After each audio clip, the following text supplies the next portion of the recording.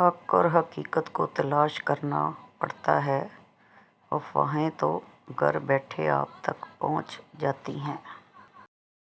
अपने दुख, अपने सुख, अपनी कमज़ोरियाँ, अपनी फीलिंग्स किसी के सामने बयान ना करो। खुद पर खौल चढ़ाओ, अपने करीब अन्ना की दीवारें खड़ी कर दो।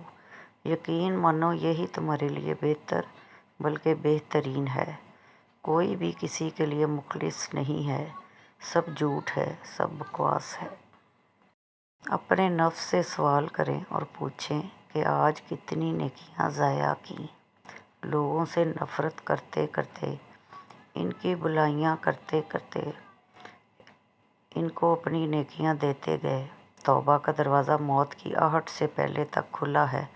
तौबा करके सोइएगा, रात के अज़कार पढ़ लें और तहज्जुद की नीयत कर लें।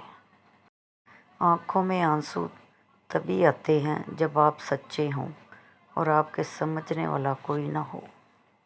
आपको समझने वाला कोई ना हो।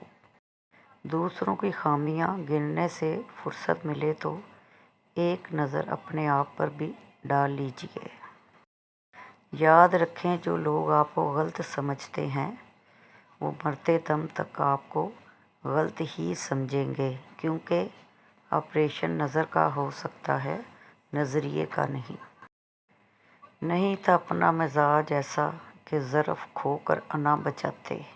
नहीं था अपना मिजाज ऐसा कि ज़र्फ़ खोकर अना बचाते, वगरना वो ऐसे जवाब देते कि फिर ना पैदा सवाल होते।